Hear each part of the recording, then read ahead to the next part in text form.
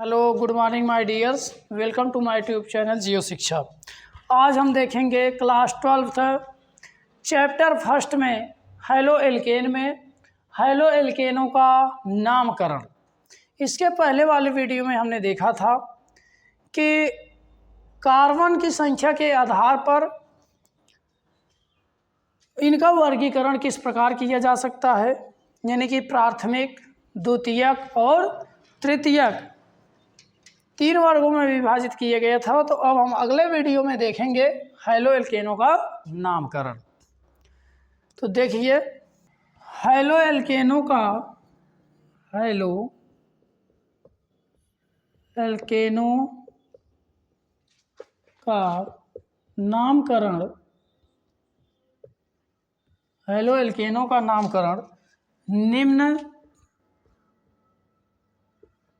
दो पद्धतियों के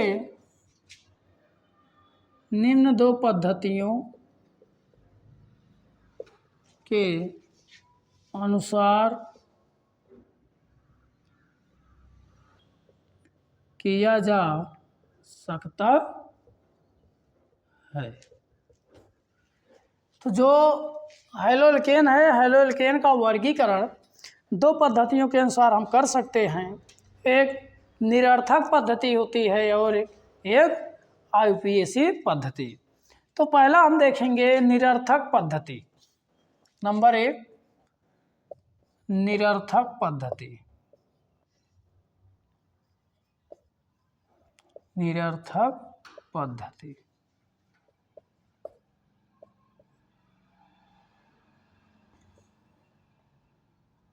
तो पहला क्या है?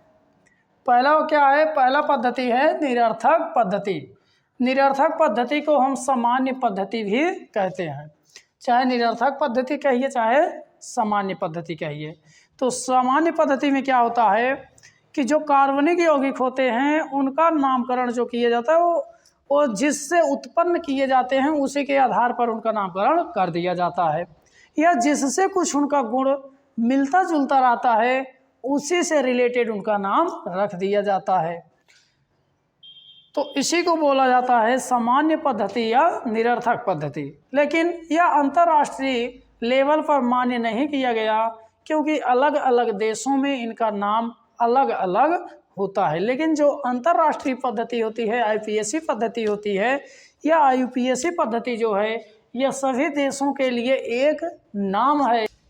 चाहे जिस देश में रहेंगे उसको उसी नाम से जाना जाता है। तो देखिए क्या होता है निरर्थक पद्धति। देखिए, सामान्य पद्धति में मोनो हेलो एल्केनों को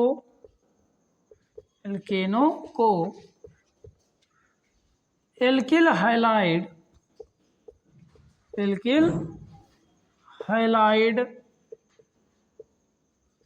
सामान्य पद्धति में मोनो हेलो एल्केनों को एल्किल हैलाइड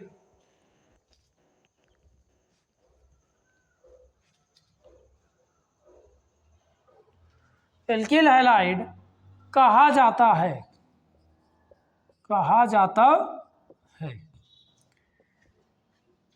जो एल्किल हैलाइड की सामान्य पद्धति या निरर्थक पद्धति है, इसमें हेलो एल्केन जो होते हैं उनको एल्किल हैलाइड के नाम से जाना जाता है।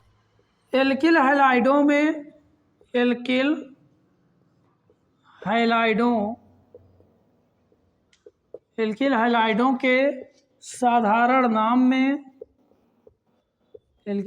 के साधारण नाम में संगत एल्किल समूह के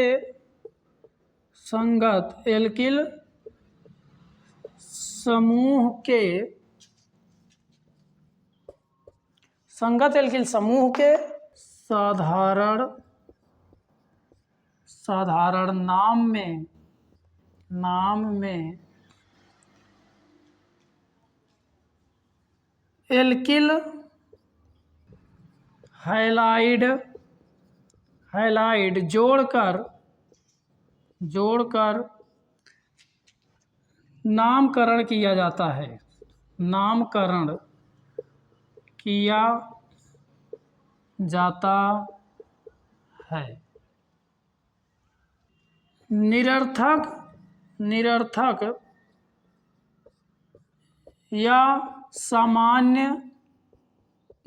या सामान्य नाम को सदैव दो अलग अलग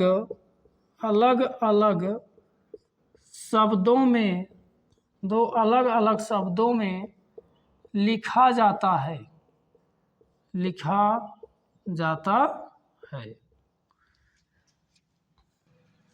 इसके लिए साधारण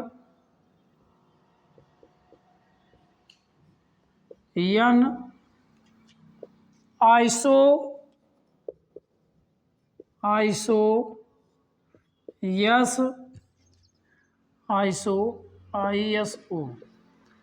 या नियो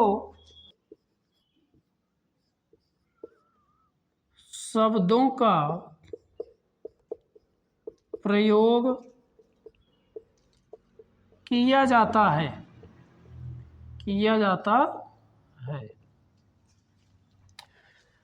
तो हैलो एल्केन जो होते हैं इसका नामकरण दो पद्धतियों के अनुसार किया जाता है, जिसमें पहला हम देखेंगे निरर्थक या सामान्य पद्धति। निरर्थक या सामान्य पद्धति में क्या होता है कि जो सामान्य पद्धति होती है इसमें मोनो एल्किल हैलाइडों को यानी कि हैलो एल्केनों को एल्किल हैलाइड कहा जाता है। जो हैलो एल्केन होते हैं उसको क्या कहा जाता है? एल्किल हैलाइड कहा जाता है। और एल्किल हैलाइडों के साधारण नाम में संगत एल्किल समूह के साधारण नाम में हैलाइड जोड़कर नामकरण किया जाता है। जो एल्किल हैलाइड होते हैं उसके संगत साधारण नाम हैलाइड जोड़कर, जो हैलाइड होता है हैलाइड शब्द जोड़कर उसका नामकरण किया जाता है। तो निरर्थक या सामान्य पद्धति को सदैव दो शब्दों के रूप में हम लिखते हैं, दो अलग अलग शब्दों के रूप में लिखते हैं। इसको लिखने के लिए हम क्या करते हैं? अगर सीधी चेन श्रृंखला है तो साधारण, और अगर एक शाखा है उसमें एक एल्किल समूह निकला है, शाखित है एक, तो आइसो लगाकर नाम कर लिखेंगे। और अगर उसमें दो शाखाएं निकली हुई हों, शाखा युक्त हो, तो उसको हम नियो शब्दों का प्रयोग करके नामकरण करते हैं। तो ये है निरर्थक पद्धति। तो इसमें जैसे एग्जाम्पल देख लीजिए, जैसे एग्जाम्पल देखिए CH3 CH2 CH2 CH2 CH3। तो इसका नाम हम क्या लिखेंगे? कितने कार्बन हैं? 1 2 3 4 5। 5 कार्बन पे हम लगाएंगे एक सीधी चेन श्रृंखला है, इसमें कोई शाखा नहीं निकली हुई है, तो हम लिखेंगे क्या कि N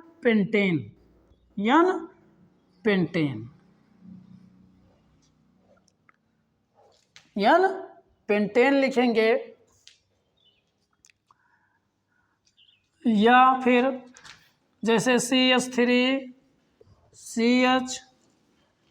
CH3 और CH3, इसमें अगर एक शाखा है तो इसको हम क्या नाम लिखेंगे कि आइसो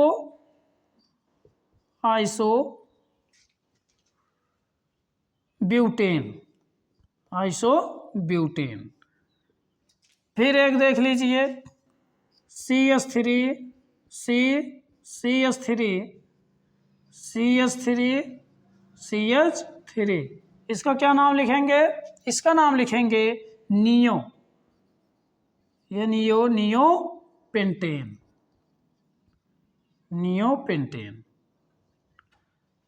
तो इस प्रकार अगर चेन सीधी है उसमें कोई शाखा नहीं है तो उसको हम लिखेंगे नॉर्मल पेंटेन, N पेंटेन।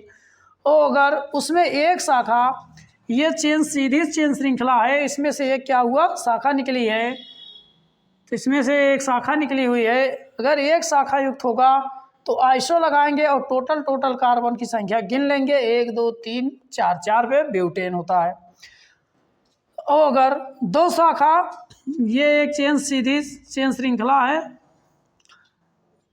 तो इसमें से एक दो शाखा युक्त हैं, तो यहाँ अगर दो शाखा युक्त होते हैं तो वहाँ पर हम लगाते हैं नियो, और नियो लगाएंगे और टोटल कार्बन की संख्या जोड़कर लिख देंगे 1 2 3 4 5, 5 पर पेंटेन होता है। तो आई होप आप समझ गए होंगे। अब आप इसका स्क्रीनशॉट ले लीजिए, इसके बाद हम इसके आगे चलते हैं, एक एक का अध्ययन करेंगे। तो अब हम देखेंगे कि जो साधारण पद्धति होती है उसमें हम 3 रूपों से एल्किल हैलाइडों का नामकरण कर सकते हैं, जिसमें नंबर 1 होगा, पहला होगा पूर्व लग्न यन। पूर्व लग्न यन मतलब प्रीफिक्स यन। पूर्व मतलब क्या होता है? पहले, लग्न मतलब लगता है। जो एल्केन के जनक हाइड्रोकार्बन के पहले लगता है, उसके पहले जुड़कर उसका नामकरण करता है, उसी को पूर्व लग्न बोला जाता है। और पूर्व लग्न पहला यन होगा। यह जब हम नामकरण करेंगे तो यन लगाकर उसका नामकरण करेंगे। तो देखिए क्या होता है पूर्व लग्न यन। लिखिए, इसका प्रयोग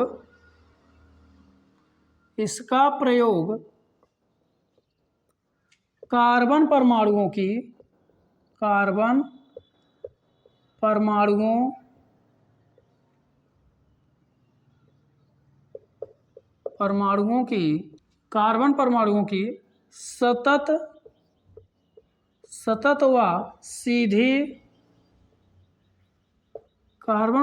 की सतत व सीधी श्रृंखला युक्त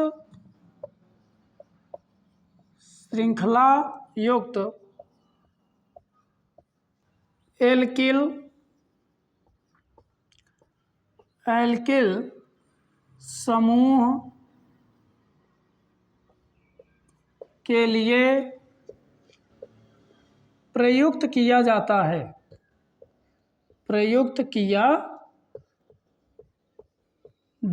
है।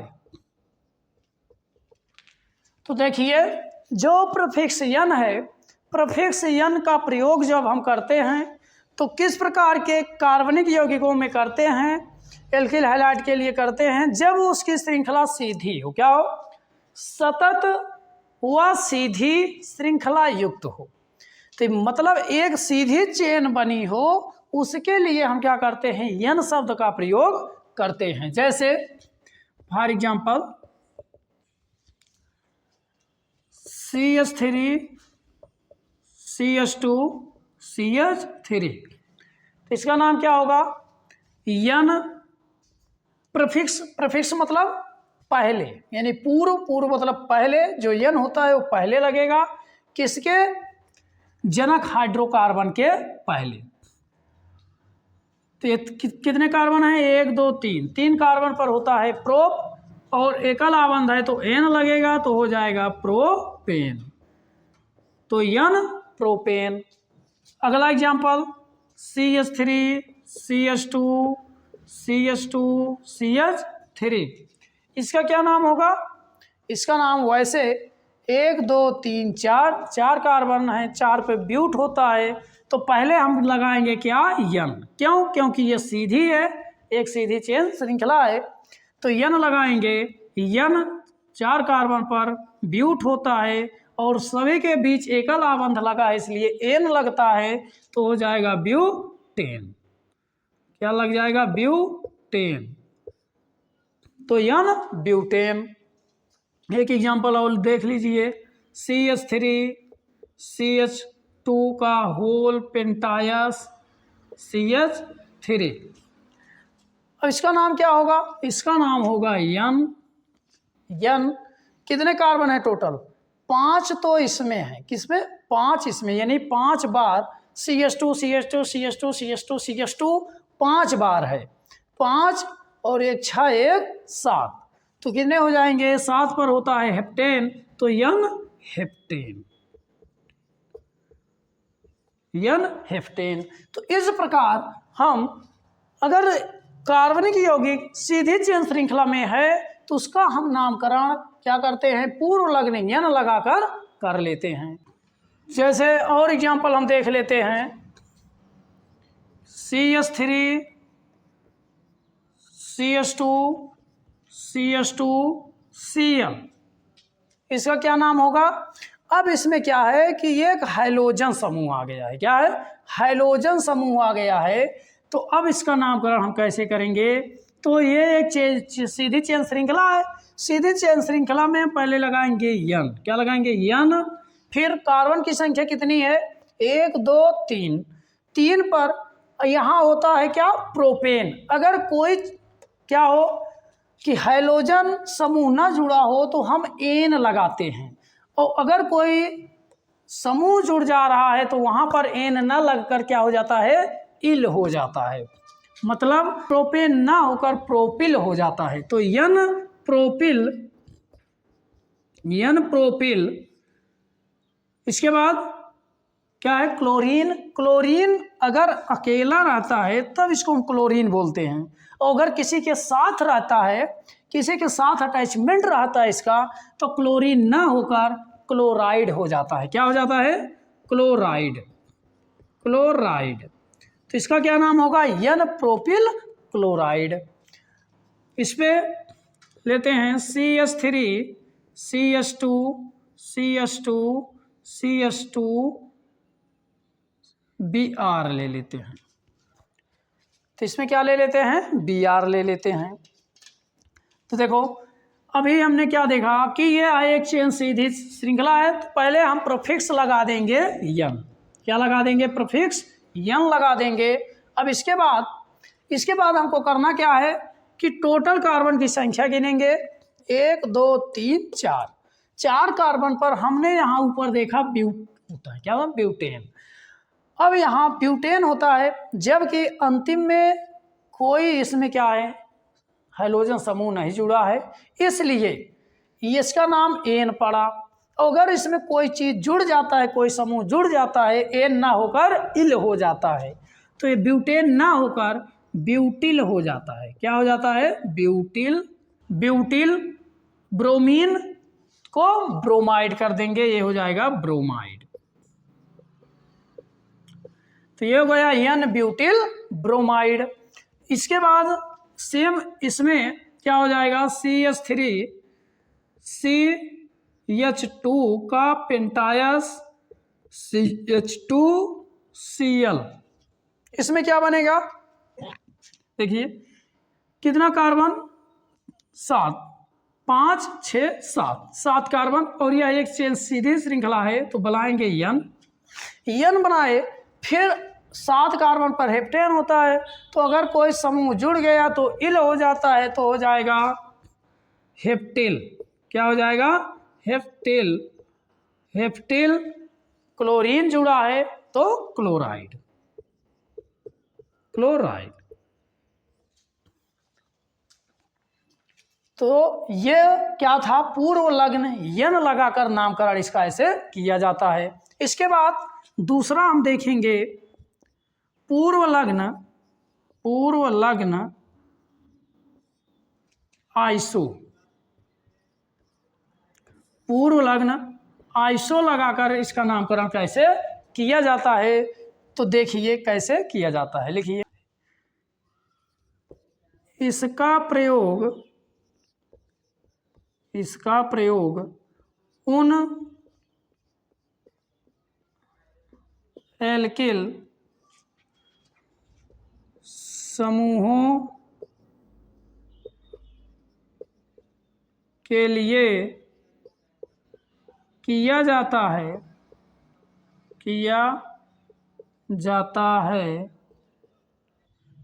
इसका प्रयोग उन एल्किल समूहों के लिए किया जाता है जिस पर श्रृंखला के अंत में, जिस पर श्रृंखला के अंत में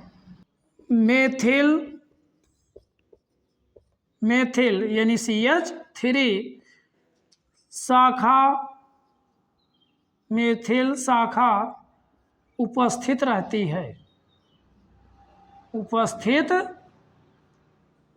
रहती है। तो पूर्वलग्न आइसो का प्रयोग हम उन एल्केन समूहों के लिए करते हैं जिसमें कार्बन के अंत में यानी कि श्रृंखला जो बनी रहती है, श्रृंखला के अंत में CH3 शाखा उपस्थित रहती है, उसके लिए हम आइसो शब्द का प्रयोग करते हैं। फॉर एग्जाम्पल से समझिए, CH3 CH2 CH3, और इसमें हम एक क्या करें, शाखा कर दें CH3। इसमें हम क्या कर दें, देखो CH3 एक शाखा बन गया CH3। तो इसका नाम हम लिखेंगे, तो लिखेंगे आइसो। क्या लिखेंगे? आइसो। पूर्वलग्न हम लगाएंगे आइसो। फिर टोटल कार्बन की संख्या को क्या करते हैं, गिन लेते हैं। 1 2 3 4, 4 पे ब्यूटिल होता है, तो आइसो ब्यूटिल,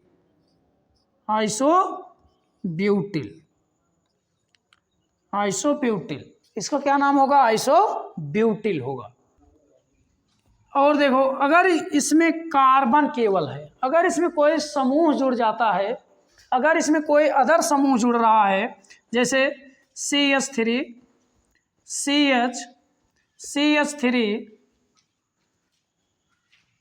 यहाँ CH3 और यहाँ से CH2 फिर Cl, तो अगर इसमें कोई शाखा, ये तो देखिए ये चेन श्रृंखला बनेगी।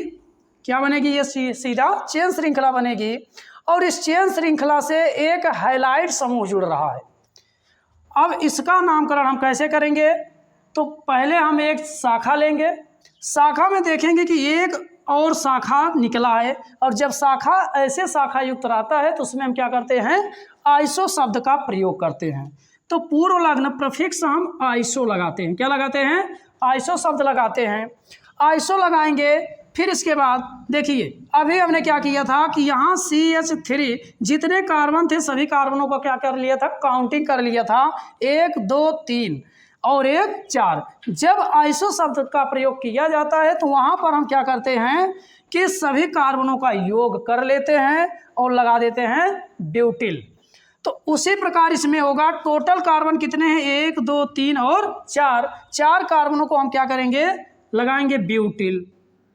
क्या लगाएंगे? ब्यूटिल, क्योंकि 4 कार्बन पर होता है ब्यूट, इसलिए ब्यूटिल शब्द का प्रयोग होगा। और आगे इसमें क्या जुड़ा है, हैलाइड समूह जुड़ा है। हैलाइड में क्या है, क्लोराइड है। और एक चीज़ जानते हो, अगर क्लोरीन अकेला होता है, Cl अगर अकेला हो तो उसको हम क्लोरीन बोलते हैं। क्या बोलते हैं? क्लोरीन। और अगर ये किसी समूह के साथ उपस्थित होता है, किसी के साथ संयोग करके अगर लगता है, तो इसका शब्द हम क्लोरीन ना करके क्लोराइड कर देते हैं। क्या कर देते हैं? क्लोराइड कर देते हैं। तो ये हो जाएगा क्लोराइड।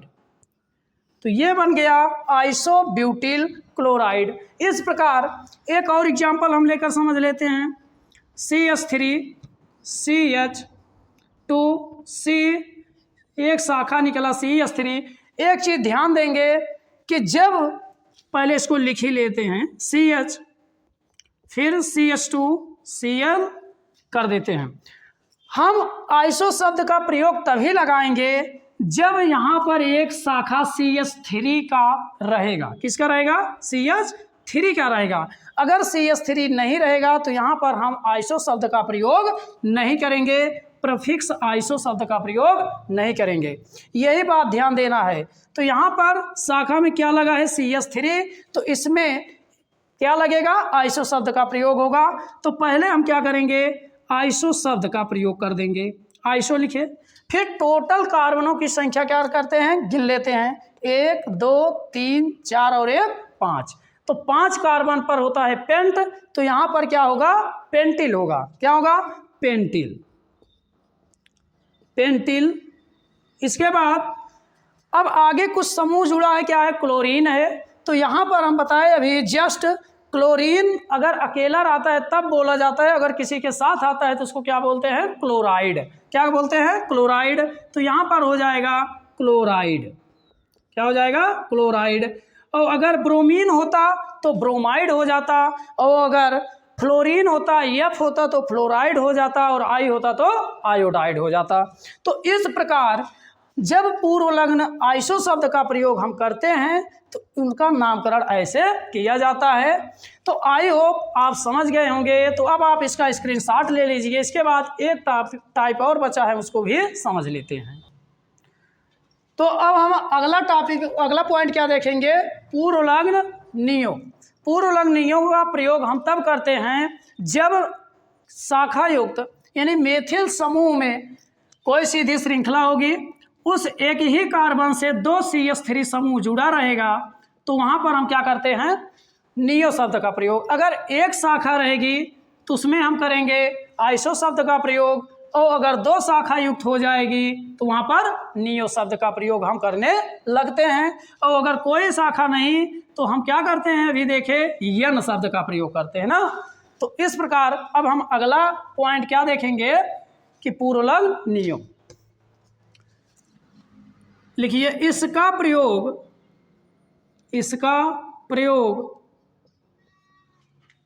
उन एल्किल समूहों के लिए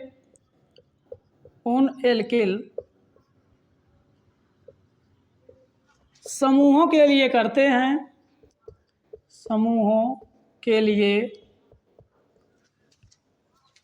इसका प्रयोग उन एल्किल समूहों के लिए करते हैं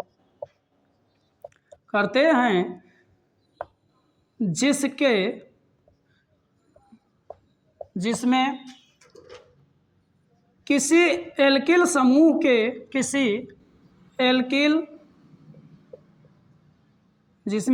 एल्किल समूह के अंत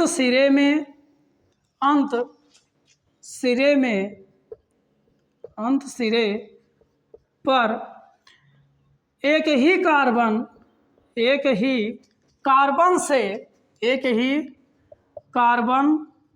से 2 मेथिल समूह यानी कि CH3 2 मेथिल समूह जुड़ा रहता है, तो हम नियो शब्द का प्रयोग कहाँ करेंगे? उस एल्किल समूह में करेंगे जिस पर किसी एक ही कार्बन से 2 CH3 यानी 2 मेथिल समूह उपस्थित रहेगा। तो जैसे एग्जाम्पल देख लीजिए, ये क्या है? CH3 CH3 तो यहाँ पर यह एक सीधी चेन श्रृंखला बनेगी। अगर हम देखेंगे तो चाहे हम ऐसा लें चाहे ऐसे लें, तो यहाँ पर एक चेन सीधी श्रृंखला बनेगी और एक ही कार्बन से, इसमें क्या है, एक ही कार्बन से 2 शाखा निकला है। देखो, एक ऊपर और एक नीचे, 2 शाखाएं निकली हैं। तो जब किसी कार्बन से 2 शाखा युक्त मेथिल समूह जुड़ता है तो वहाँ पर सदैव हम देखते हैं कि उसका नामकरण करने के लिए नियो शब्द का प्रयोग करते हैं। तो इसमें हम पहले पूर्व मतलब पहले पूर्वलग्न का प्रयोग करेंगे नियो। क्या करेंगे? नियो। फिर टोटल कार्बनों की संख्या हम गिन लेते हैं, 1 2 3 4 5। जब नियो शब्द का प्रयोग करेंगे तो टोटल का टोटल हम क्या करेंगे? कार्बन परमाणुओं की संख्या काउंट कर लेते हैं। तो 5 पर होता है पेंटिल। क्या होता है? पेंटिल। तो ये हो गया नियो पेंटिल। अगर इसमें कोई समूह जुड़ा होता, कोई क्रियात्मक समूह जुड़ा होता तो उसके आगे हम जोड़ देते। जैसे इसके आगे हम देखते हैं CH3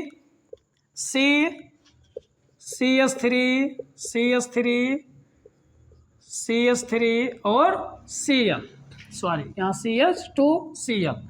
तो ये अब जैसे इसका हम नामकरण किए, सेम वैसे इसका भी नामकरण करेंगे। और इसके अंत में क्या जुड़ा है? एक समूह जुड़ा है, वो क्या है? क्लोराइड है।